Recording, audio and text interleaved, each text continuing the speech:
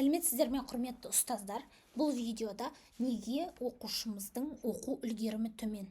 Осы сұраққа бірнеше жауаптар беретін боламын. Бұл сабақ әрине сіз WhatsApp чаттан көріп отырсыз. Негізгі біздің айтылатын ақпараттарымыз ол 26 ақпан күні тікелей эфирде болатын ақпараттар. Мен ол жерге заманауи педагогтарға арналған жаңа әдістердің барлығын, қандай әдістер, ғаламатта қандай жаңалықтар күтіліп жатыр, методикаға байланысты, оқытуға байланысты әдістермен бөлісетін боламын. Ал бұл WhatsApp чатқа кіргеніңіз үшін сізге бонус ретінде берілетін кіріспе сабақ. Осы сабақты соңына дейін көріңіз, міндетті түрде комментарий жазыңыз. Себебі бұл сабақ мен сіздерге сұрақ қоямын, жауабын міндетті түрде комментарийда күтемін. Енді қазір біздің мұғалімдерімізде, әсіресе бастауыш сынып мұғалімдерінде болып жатқан проблемалар. Мектепте жас мамандар болуы мүмкін, сабақ мектепке енді орналасты, білікті екенін көрсеткісі келеді.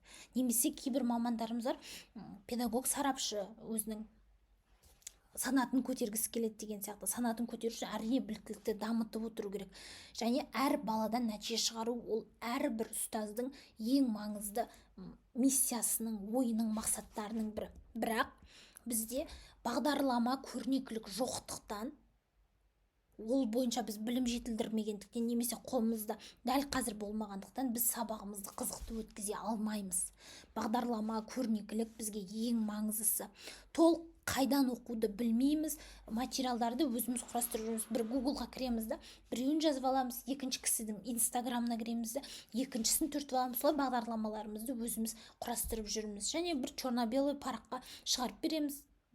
Кейде мектептің программасымен болып, көрнекіліктер, Google-дан алған материалдарды қолдануға да уақытымыз жоқ болып қалып жатады. Егер жас мамандар болатын болса, олардағы қорқыныш, тәжірибем аз, қазір ата-ана келіп маған бір хейт айтса, немесе менің жұмысымды сынаса не болады? Ой, мен WhatsApp чатқа да жазбай қояйын, мүмкін менікі қате болып қалатын шығар деп, коллективтеріне де өздерін ысырып отырады. Не үшін? Миында тұр, менің тәжірибем аз деген қорқыныш. Және декреттен енді шыққан мұғалімдеріміздің көп проблемасы, көп жағдайда құжаттарды дұрыс білмей жатады, оқытудан да хабары жоқ. Себебі қанша жыл үйде отырып қалды, дамиын десе бағдарламалар болған жоқ, бірақ кейде оған ақшасын қимады, кейде мүмкіндігі болмады деген сияқты. Тағы бір тобымыз бар, заочный оқып алған, білімім жетіспейді дейді.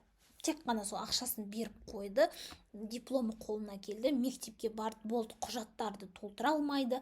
Құжаттар толтыра алмау өз алдына бұл ең біріншісі бала оқыту ғой. Бала оқыту кезінде сабағын өтіп жатыр балалар деп қызықсыз сабақ өтеді, кейбіреулер жылайды. Енді бастауыш сынып оқушылары бәрібір бала ғой, неше түрлі мінездерін көрсетеді.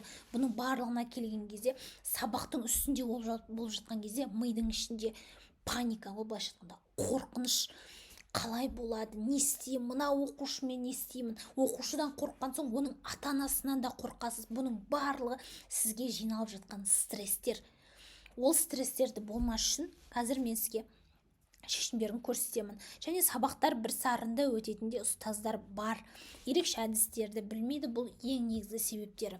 Енді оқушылардың проблемасы қандай? Бастауыш сынып оқушыларынікі. Бұл барлығымызға белгілі, бірақ бұны айтпастан бұрын мен сіздерге бір өтініш жасағым келеді. Осы видеоны көріп отырған болсаңыз, міндетті түрде комментарийға жазыңыз. Дәл қазір сізді не мазалайды? Мына айтылған тізімнен бөлек проблемаңыз бар ма? Немесе мына тізімдегі қайсысы сізге көбірек келеді? Жазыңыздар. Құрметті ұстаздар, бұл жерде кейбір кісілер болады.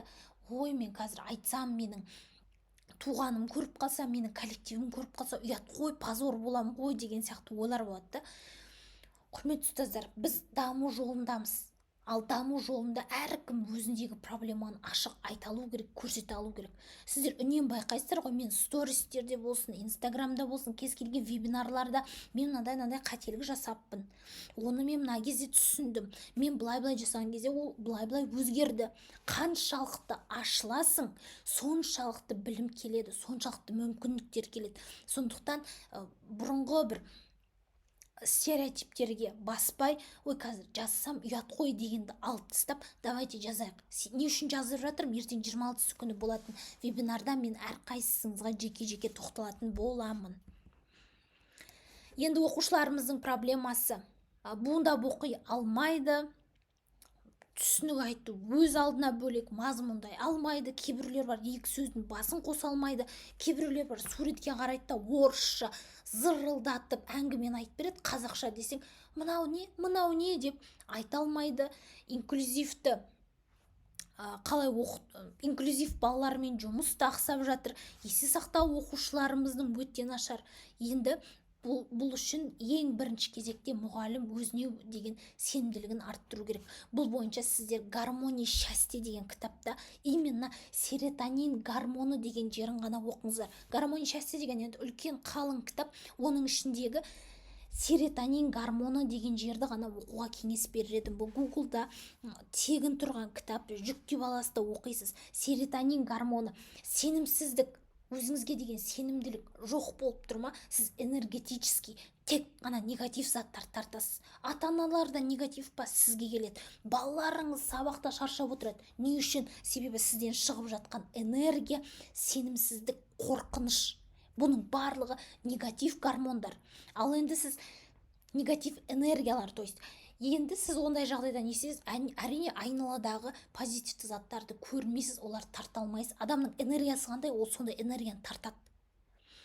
Қазіргі сабақ беру барысында коллективпен проблема, баламен проблема, ата-анамен проблема ма, серотонин деген гормонды оқып алыңыз. Бұның жұмысы өте маңызды. Серотонин гормоны күнделікті мида бөлініп отыру керек. Күнделікті мида бөліну үшін сіз ең бірінші жасайтын іс-әрекетіңіз балаларға өткен сабағыңыздан вау эффект, балалардың күнде мынандай екен ғой. Әрине бұл мектеп бағдарламасына арналған емес, себебі біз мектеп бағдарламасында мынандай екен ғой деген эффекті көп оқушылардан көрмейміз. Ол стандартты сабақ жоспары. Бірақ енді стандарт сабақ жоспары, мен мына математика сабағында өзімнің 17 есебім бар, сіздің әдістеріңізді қашан қолданамын деп айтуларыңыз мүмкін. Кез келген әдісті кез келген сабаққа кіріктіре аласыз. Сізге бұл жерде приоритетті анықтау керек. Сіздің приоритетіңіз баладан шынымен нәтиже шығару ма, немесе мемлекеттік мектептің берген стандартын орындау ма? Ол стандартты өздеріңіз білесіздер. Ол кез келген баладан вау эффект шығара беретін әдістер ол жерде өте аз. Не үшін балалар жалығып жатыр? Күнделікті стандартпен оқи бергендіктен. Сондықтан приоритетті анықтау керек. Егер приоритет мектептің стандартын орындау болса, дұрыс. Мен ешқайсыңыздың приоритетіңізге мынау дұрыс емес, мынау қате, сіздікі дұрыс деп айтпаймын. Әркім приоритетті өзі шешеді.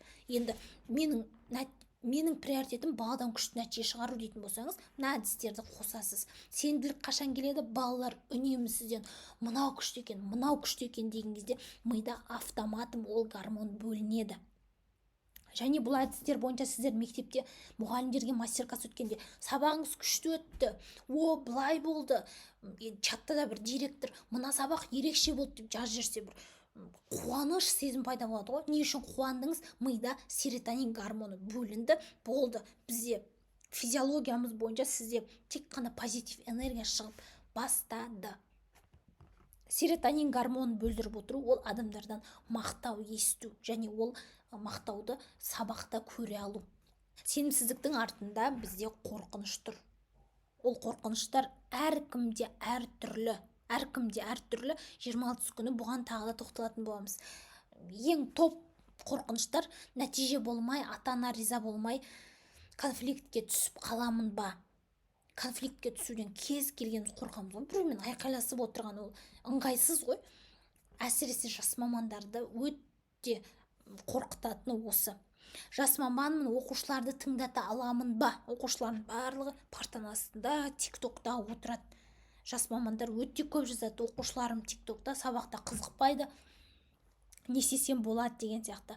Менің сабақтарымнан жалығып кететін сияқты, қандай жаңа заттар қоссам болады, мен мынанша жылдық, 30 жылдық, 40 жылдық тәжірибем бар, соның өзінде қазір балаларымның оқуы нашар деген сияқты мұғалімдер айтып жатады. Енді сенімділік нәтиже беретін методика. Сенімділік қашан келеді? Күшті бағдарламамен сабақ өткен кезде. Ол қалай әсер ететінін жаңа айттым. Күшті бағдарлама ма, нестандартный сабақ па? Балаларда вау эффект. вау-эффект болма, мида серотонин гормоны бөлінеді. Серотонин гормоны арқылы сізге сенімділік келеді. Әрине ол бір рет бөлінді, сенімді болып кеттіңіз деген жоқ. Ол үнемі тұрақты түрде бөлініп отыруы керек. Енді осыған байланысты мына бірінші сабақ болды ғой. Енді менде келесі екінші сабақ бар. Баланы жалықтырмайтын қызықты методикаларды көрсететін боламын. Және сіздерге инстаграмда хабарландыру берілген болатын. Ассоциация әдісі арқылы ең көп өлеңді оқушысына кім жаттатады, сол мұғалімдердің арасында бізде конкурс болады. 3 жеңімпаз, бірінші орынға заманауи педагог курсына тегін доступ, екіншісі жылдам оқуға дайындықтың 2 бөлімнен тұратын кітабы, бұл қазпоштамен жіберіледі. Үшіншісі көрнекіліктер сізге электрон түрі жіберіледі. Кез келген скачать етіп өзіңіздің сабақтарыңызда пайдалана бересіз. Құрметті ұстаздар, мына сабақтан қандай ой түйдіңіз, пайдалы болды ма? Осы ойыңызды комментарийға жазып жіберіңіз. WhatsApp чаттар ашылған кезде міндетті түрде белсенді болыңыздар, қоятын сұрақтарыңызды жазыңыздар. 26 күні 21:00-де тікелей эфирде сұрақтарыңызға жауап беруге тырысамын, және 26 күнгі болатын сабақты жіберіп алмаңыздар. Ол жерде ғаламатта бұрын соңды көрсетілмеген әдістер, техникалар, методикалар айтылады. Бірінші сабақ осымен аяқталды. Екінші сабақта кездескенше.